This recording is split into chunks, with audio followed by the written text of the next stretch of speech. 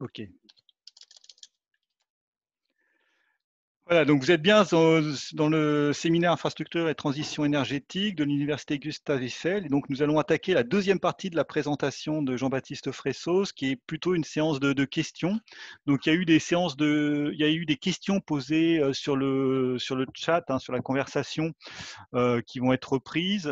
Mais vous pouvez aussi évidemment intervenir directement, soit pour, voilà, si vous n'êtes pas très familier, pour écrire les questions sur la conversation, ou si vous voulez rebondir sur une des réponses de Jean-Baptiste Fressos. Donc, en fait, la première question auquel Jean-Baptiste Fressos, j'ai l'impression, est en train de répondre, c'est la question sur l'énergie primaire. Donc, je laisse la parole à Jean-Baptiste.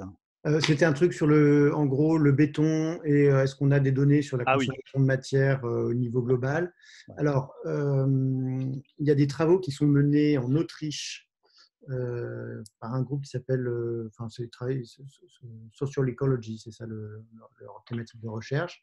Et ils font des travaux assez impressionnants de compilation de données internationales et de quantification de consommation de matière. Et leurs résultats sont assez déprimants. C'est-à-dire, vous avez en particulier je vais commenter simplement le graphe en haut à gauche, extraction DE. Alors DE, ça veut dire domestic extraction. En gros, vous avez là une courbe, la consommation de matière de l'humanité pendant un siècle et 15 ans. Donc, ce que l'on voit, c'est que ça ne fait absolument que croître, que les pires guerres, les pires épidémies, pensez à la grippe espagnole, ça ne se voit quasiment pas dans la courbe, qu'il y a des points d'inflexion, donc il y a un point d'inflexion, enfin il y a en tout cas une accélération après la Seconde Guerre mondiale, et puis il y a de nouveau une grande accélération à partir des années 2000. Dans ces matières, ce qui pèse très lourd, c'est donc ce que vous voyez en gris, non-metallic minerals. Non-metallic minerals, c'est en fait le gravier, c'est les agrégats, c'est le béton. Donc, ce que vous avez très nettement, c'est l'augmentation de la consommation de béton. Alors, ce n'est pas du tout pour les éoliennes. Donc, ça, il y avait une question sur les éoliennes. C'est pas du, enfin, les éoliennes, il y a du béton, effectivement. Il y a un gros socle en béton. Mais disons que ce qui pèse très lourd, c'est les routes, plus que les bâtiments. C'est le réseau routier, les infrastructures routières. Donc, c'est plus la voiture, finalement. Et ce qui est assez impressionnant, vous voyez, c'est la nouvelle grande accélération qui est à partir des années 2000, qui se passe en Chine, principalement en Chine, mais pas que en Chine non plus, et même dans les pays riches, déjà bien équipés en route, type l'Union européenne et les États-Unis, on continue à consommer énormément d'agrégats. Il y a une thèse en cours d'un économiste qui s'appelle Nello Magalhães, qui travaille là-dessus, et ce qui est assez frappant, c'est de voir la consommation d'agrégats pour la maintenance des routes. Que, en fait, si vous prenez un truc un peu à moyen terme, les routes ne sont pas des infrastructures, c'est inconsommable. Donc, l'énorme consommation d'agrégats pour les routes, ça, c'est quelque chose qui m'a vachement frappé. Et puis aussi le fait que les routes changent de nature, c'est-à-dire dans les années 60 en France, il y a un programme de ce qu'on appelle de renforcement coordonné des routes, et en fait toutes les routes deviennent très grosses, très épaisses, parce que c'est pour accommoder évidemment le trafic routier, en particulier le trafic des poids lourds. Donc, c'est à la fois, si vous voulez, l'extension du réseau, pensez aux autoroutes, etc., mais c'est vraiment simplement la transformation même du réseau routier qui fait qu'on consomme énormément d'agrégats tout le temps. Et le truc déprimant, c'est une fois encore, voilà, une nouvelle grande accélération à partir des années 2000, que malgré la crise de 2008, elle ne se voit même pas, si vous voulez, dans ces courbes. On le voit un tout petit peu peut-être sur Fossil Energy Carriers, sur la consommation de pétrole et de charbon, avec un tout petit replat en 2008. Mais globalement, c'est ça, disons, voilà, l'histoire matérielle de l'humanité sur un siècle. C'est vraiment une histoire d'accumulation et certainement pas une histoire de transition. Ouais, bah, merci pour la réponse à cette question sur le béton, sur l'oubli de l'utilisation du béton et le fait que quand on compte tout, eh ben, ça continue, ça explose en fait, et qu'on est vraiment dans une logique cumulative, hein. Il y avait aussi une autre question sur le fait que dans l'évaluation environnementale actuelle des infrastructures, on utilise la notion d'énergie primaire. Est-ce qu'on ne pouvait pas reprendre les données hystériques, pas hystériques, mais historiques, sur les quantités consommées, mais en termes d'énergie? Parce que pour l'instant, les données historiques que tu donnais initialement, c'était vraiment sur les quantités consommées par les consommateurs. Non, c'est Mais l'énergie primaire. Là, j'ai pas été clair. Ça, c'est l'énergie primaire. D'accord, ok. Ça, c'est bien ça le problème, en fait, moi, je crois. Oui, oui, Justement, c'est ça le problème. Ouais, ouais. on prend en compte la production énergétique et pas les services énergétiques. Voilà, En c'est ça. gros, si on avait un truc sur les services énergétiques rendus, le charbon serait moins important et l'huile d'éclairage, par exemple, apparaîtrait d'une manière ou d'une autre sur ces courbes, alors que là, elle n'apparaît pas, en fait. Donc ça, c'est bien D'accord, l'énergie primaire. ok. Et je Ok. pense que c'est en partie ça qui crée cette impression qu'il y a une énorme révolution énergétique au milieu du 19e siècle. Vous voyez, c'est ça le problème. Ouais, ok. Donc voilà, c'est parce que nous, on le reformule dans nos termes, en fait. Donc, Hum, dans nos termes, c'est vraiment ça le problème, c'est-à-dire que une, c'est- c'était présenté initialement sous la forme de quantité consommée, alors qu'en fait, c'est sans doute, il y a une autre perspective qui est de donner via l'énergie primaire et qui donne En fait, il un n'y a autre, pas de travaux sur l'énergie consommée, tout simplement parce que, bah, je vous dis, on ne prend pas en compte, enfin, on prend, là, c'est le charbon brûlé. d'accord. C'est pas le service énergétique rendu par ce charbon brûlé. C'est ce que je veux dire? Ouais, ouais, Donc, votre d'accord. grille là. Donc, Et est-ce qu'on moi, j'aime on beaucoup pourrait, la façon dont les énergéticiens posent ce genre de questions, parce que je pense que justement, enfin, il y a eu une manière de cadrer le problème enfin, par les historiens qui s'est définie dans les années 70-80, au moment où on parlait de transition énergétique et au moment où la futurologie, etc., ça s'imposait comme la manière de la chose qu'il fallait faire, en gros. Et les historiens sont mis à parler de transition énergétique parce que d'un seul coup, ça rendait pertinent toute leur historiographie sur la révolution industrielle, sur, euh, sur l'histoire des techniques, etc. En gros, ils parlaient le langage des technocrates, pour parler un peu simplement et vulgairement. Et donc, ça rendait pertinent l'historiographie, mais ce faisant, il y a eu énormément de biais qui ont été introduits, je pense. d'accord. Ok. Oui, puis c'est ce que tu disais initialement, ça rassure aussi. Ça rassure Et il y a un la aspect, transition. enfin, le mot transition, évidemment, il y a une fonction de rassurance, quoi, c'est sûr. Alors, il y avait une deuxième question qui était je lis la question, hein. La question de fond n'est-elle pas celle d'une surreprésentation des transports, au moins dans notre société, et du fait de leur visibilité, de la fascination pour la vitesse et l'autonomie individuelle et la liberté, hein. Car ce secteur a connu des transitions, même si on peut aussi insister sur la survie de solutions anciennes qui se manifestent au XIXe siècle, comme le cheval pour les mobilités urbaines. Ouais. Les Alors, transports, par mhm. leur matérialité très visible et quotidienne, orienteraient le regard. On pourrait même dire les objets mobiles eux-mêmes, la locomotive, et non pas forcément les systèmes de transport compris dans leur ensemble, infrastructure, système politique. Donc en gros, la question c'est, oui, est-ce que notre regard n'est pas biaisé par cette surreprésentation des transports? Alors, il y a beaucoup de choses, en fait, c'est plus une remarque, une question, il y a beaucoup de choses à dire là-dessus. Alors, c'est vrai que la locomotive, en fait, par exemple, si vous prenez la puissance vapeur en France en 1900, l'énorme majorité, c'est les trains. C'est 4 millions de chevaux vapeur. Les mines à côté, c'est rien du tout. Le textile, c'est peanuts. Même l'agriculture, je vous dis, il y a énormément de machines à vapeur. Elles sont faites beaucoup moins puissantes que les locomotives. Donc, c'est vrai que, en fait, quand on parle de la révolution du charbon, on ferait bien de parler, en fait, en gros, de qu'est-ce que ça apporte le transport ferroviaire. D'ailleurs, il y a des historiens, en particulier un historien qui s'appelle William Fogel, qui a eu le prix Nobel d'économie, même carrément, pour ses travaux d'économétrie. Il avait fait des travaux qui ont été discutés, mais qui sont, moi, je trouve, utiles à avoir en tête sur le cas américain en disant les États-Unis auraient pu connaître une croissance identique sans chemin de fer. Parce que, en fait, ce qu'il appelle enfin, l'alternative sociale, quoi, c'est les canaux, et les canaux, ça transporte très bien les marchandises. Il n'y a pas de problème, si vous voulez, pour transporter le grain, etc., sans chemin de fer. On les aurait transportés autrement, mais le coût est moins élevé, c'est moins efficace, ça peut être moins, c'est moins, comment dire, moins stable comme système, parce que quand les cours d'eau sont gelés, etc. Mais il y a aussi des avantages, sachant que c'est un coût moins élevé.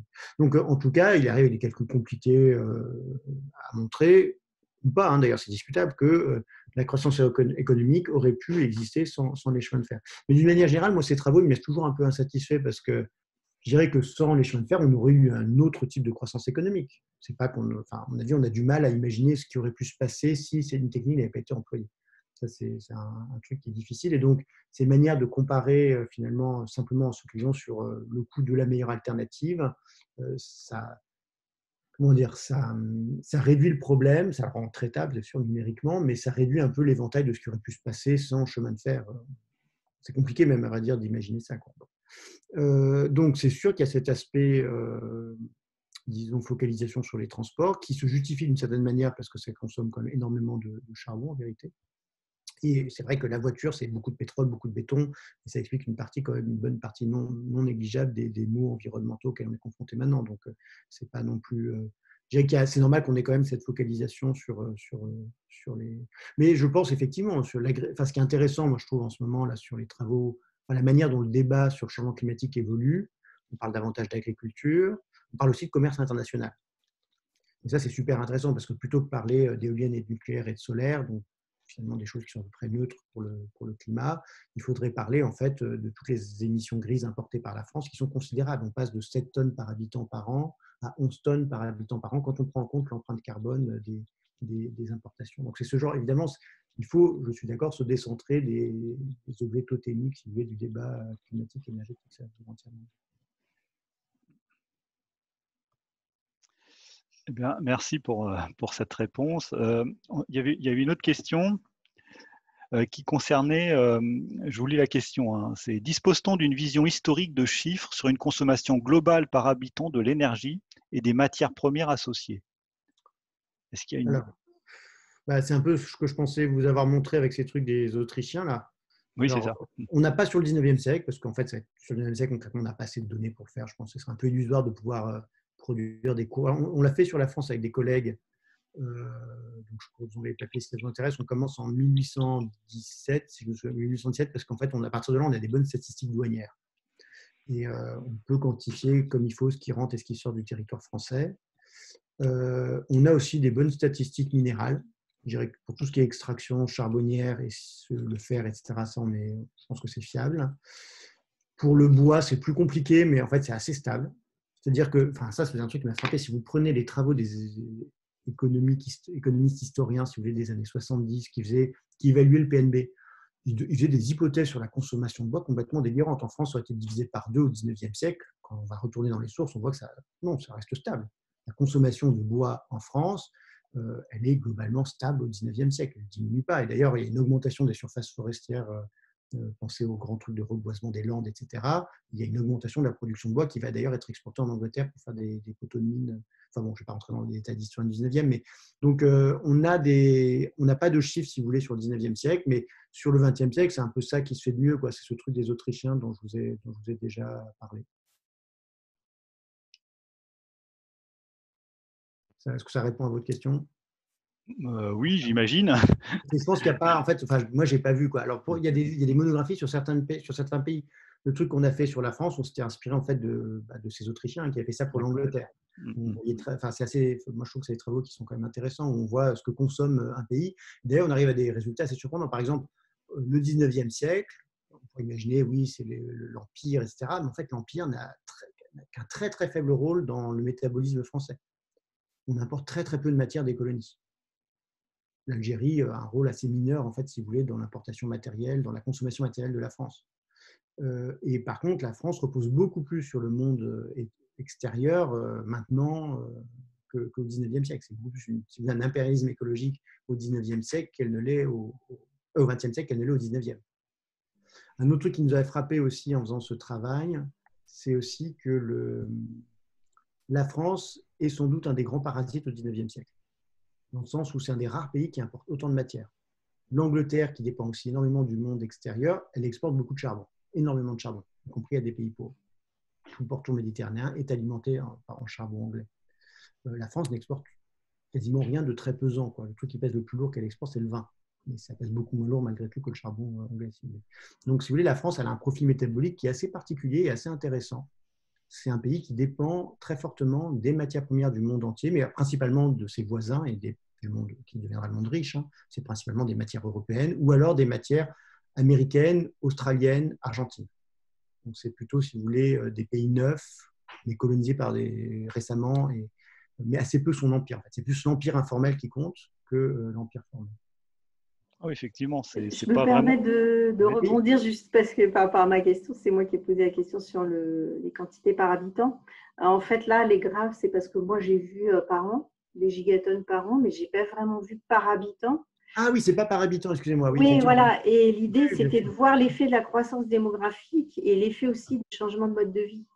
Bien sûr. C'est sûr que la croissance démographique joue un rôle et il faudrait je sais pas, en 1900, on était combien? On devait être 2 milliards ou quelques, quoi. C'était en tout cas moins que. Enfin, voilà, donc ça a été multiplié par 3 aussi. Donc, mais là, vous voyez que la consommation de matière, elle est multipliée par beaucoup, beaucoup plus que 3. C'est ça. Multiplié C'est-à-dire par qu'il 100, y a les ouais. deux qui se combinent, hein. La Ouais, la croissance croissance. démographique plus un changement de mode de vie. Ouais.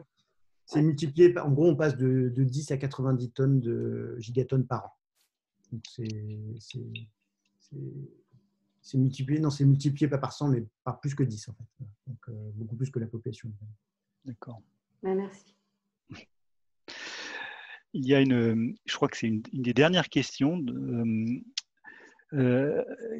qui élargit un peu le débat en disant ce biais de représentation d'une transition se retrouve-t-il dans d'autres transitions actuelles, comme la transition numérique, les énergies renouvelables, la voiture électrique, qui ne sont en fait que des continuités de croissance d'infrastructures fondées sur des métaux et le béton.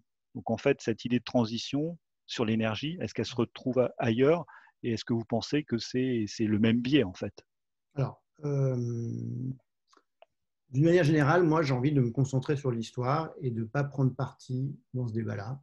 Parce que je pense qu'en fait, on en sait on en sait en fait encore, on n'est pas capable en fait de dire ce qui est dans 50, 60 ans, à quoi ça ressemblera. Ce qui est sûr, c'est qu'effectivement, on sait, enfin ça pour le coup, il y a eu sous le vocabulaire de transition énergétique des choses évidemment aberrantes de type je ne sais pas, faire du pétrole à partir d'huile de palme, faire tourner des centrales à charbon avec du bois. On a eu ce genre de choses en Angleterre, par exemple, il y a eu ce genre de phénomène-là.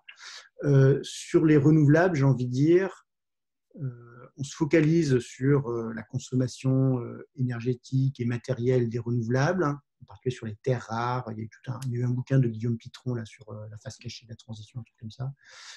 Mais en fait, si vous regardez, la grosse consommation de terres rares, c'est le numérique.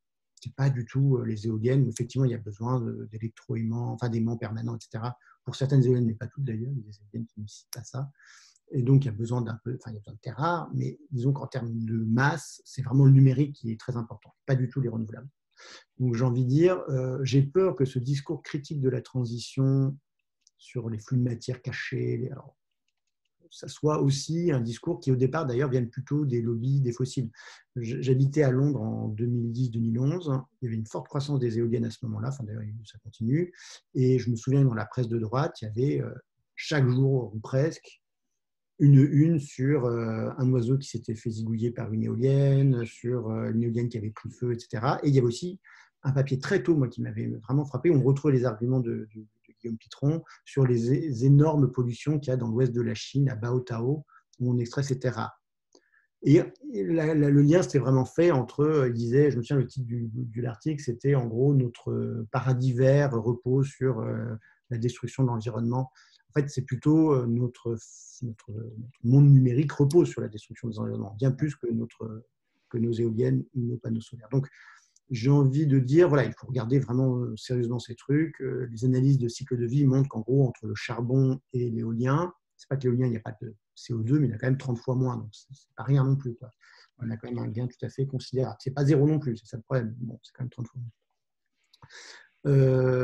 Le problème, à mon avis, plutôt, c'est tous les effets rebonds directs et indirects, quoi.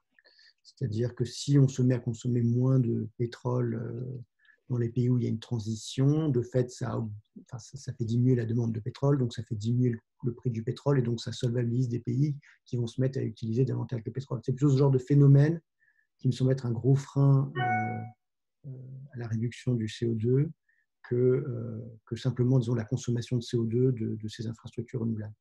Après, il y a des vraies fausses solutions du genre la voiture électrique, mais bon, ça c'est des choses connues et j'ai rien d'intéressant à dire là-dessus. Il y avait un papier intéressant dans Reporter, si je me souviens bien, sur toute l'analyse de cycle de vie des voitures électriques qui n'est pas très très bon en fait quand on regarde les pays où il y a encore du fossile dans le mix énergétique, c'est pas bon du tout en fait.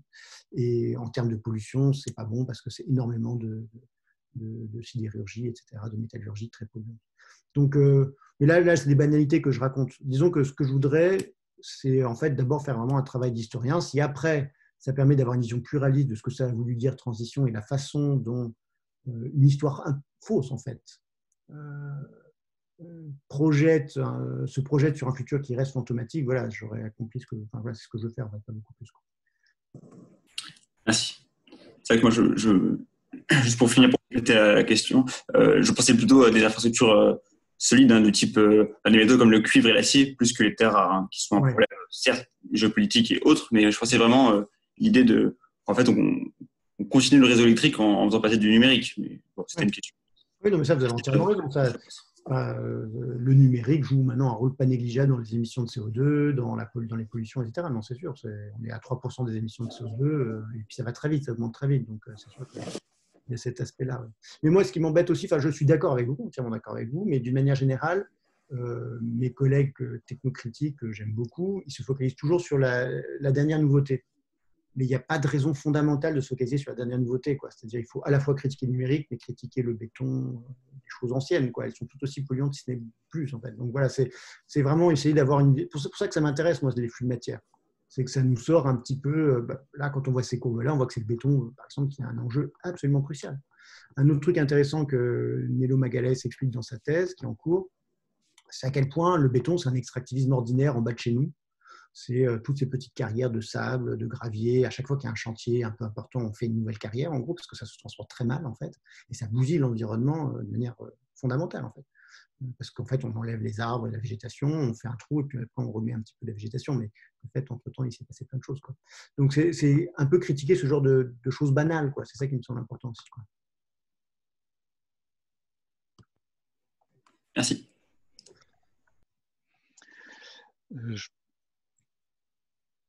Oui, alors, il y a une question de clôture qui serait, tu as cité pas mal, tu as cité par exemple des travaux en cours ou des thèses qui ont été soutenues.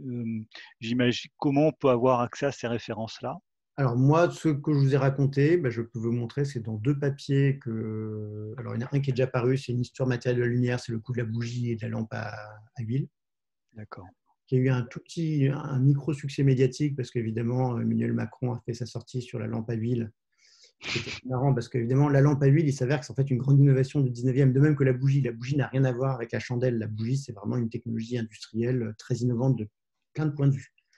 C'est de la chimie organique, c'est de l'importation d'oléagineux tropicaux, donc ça s'inscrit dans la globalisation. Enfin, c'est marrant parce que la bougie, en fait, est une forme de modernité importante, plus importante que le gaz d'éclairage, en fait, au milieu du 19e siècle. Bon, donc, c'était assez amusant d'intervenir là-dessus, mais bon, peu importe.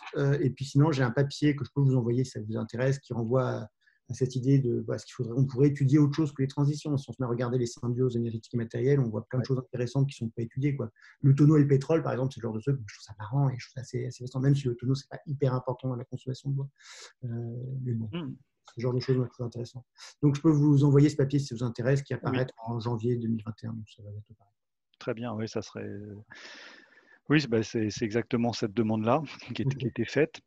Et puis, moi, je travaille là-dessus, mais voilà, je commence, je démarre lentement, tranquille. Il y a Nello Magalhães qui a fait sa thèse. On a fait un papier collectif sur, en gros, le métabolisme de la France au 19e et 20e siècle.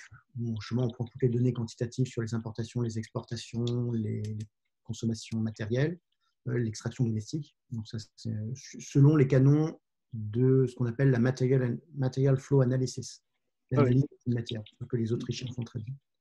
Donc, je peux vous envoyer ça aussi si ça vous intéresse. Oui, parce qu'on a aussi des thèses en cours sur ce sujet-là, mais plus sur les chantiers ferroviaires, justement. D'accord. Et oui, donc merci pour cette présentation et pour les réponses aux différentes questions qui ont été posées. Et je pense que s'il y a eu autant de questions, c'est que les gens étaient vraiment intéressés. Moi, en gros, je suis vraiment en fait historien des sciences et techniques au départ et je m'intéresse depuis assez peu finalement à ces questions. Donc, j'ai besoin de me cultiver et d'entrer en interaction avec des gens que ça intéresse. Donc, si vous avez envie de discuter, moi, je serais ravi de continuer le dialogue. Ça m'intéresse d'avoir des experts sur ces questions. En gros, ce qui me semble, quand j'y réfléchis, ma démarche elle est toute simple, c'est de voir à quel point c'est compliqué de faire une transition énergétique maintenant. Alors, qu'est-ce que ça veut dire quand on nous raconte qu'il y a eu des transitions dans le passé? C'est assez évident finalement comme démarche. Quoi. Donc, c'est pour ça que les interrogations contemporaines nous aident à relire de manière plus fine ce qui se passe en termes de flux de matière. Au fond, une autre manière de présenter un peu ce que j'ai envie de faire, c'est qu'on est obsédé par les techniques, par les transformations des techniques, mais finalement, les flux de matière qui sont ce qui importe vraiment pour l'environnement, ne connaît pas très bien finalement. Ce n'est pas au centre de l'historiographie. On a vaguement l'histoire de quelques matières emblématiques, le charbon, le pétrole, etc. Mais pour l'essentiel des flux de matière, en fait, on ne sait pas trop ce qui se passe, quoi. Le coton aussi, je dirais. Mais voilà, donc c'est un peu ça ce que je fais maintenant. Oui, et puis c'est vrai que nous, côté évaluation environnementale, on est aussi, on s'intéresse de plus en plus aux flux de matière. Ça c'est sûr. Alors que c'est vrai que pendant un certain temps, on était focalisé sur le changement climatique parce que c'était une demande politique importante. Alors, je vais clore ce séminaire, mais en fait qui reste ouvert puisqu'on peut continuer à échanger sur ces sujets-là. Je rappelle que la semaine prochaine, donc le 16 novembre, ce séminaire continue avec Nicolas Antôme, qui est du laboratoire d'économie et de management de l'Université de Nantes et qui est spécialiste en comptabilité environnementale et management environnemental. Et ça sera la notion de retour sur un investissement énergétique, un état des lieux. Quelles analogies possibles avec la notion de retour sur investissement en finance? Je pense qu'il y aura des échos avec la présentation d'aujourd'hui. Je vois qu'il y a une question sur les granulats. Bon, désolé, les granulats recyclés. Il faudrait que vous invitiez Magalhães, en fait, parce qu'il a un chapitre là-dessus. Et ce qui montre, c'est qu'en fait, le recyclage est derrière nous. C'est-à-dire, là, on a très fortement recyclé des choses anciennes quand on a construit des routes. C'était dans les années 60-70 où on avait tous les laitiers des hauts fourneaux, qui étaient un très, très bon liant, et on les a mis dans nos routes. Donc, voilà, la question du recyclage. Souvent, on se focalise sur le recyclage, mais en fait, ce n'est pas tant ça le problème que, en gros, de quelle matière première on dispose à un moment donné, quoi. Donc, voilà, en tout cas, il a plein de choses intéressantes là-dessus. Et c'est lui qui bosse là-dessus. Et c'est, j'ai pas noté. Nilo Magalhães, il s'appelle. Ah, c'est ça. Je vous enverrai Ouais, parce que ça, pour le coup, c'est en plein dans ce qui vous intéresse. Donc voilà. Ok. Bon, merci beaucoup. Et puis bon appétit, bon après-midi. Merci. Merci beaucoup. Au revoir. Au revoir. Merci.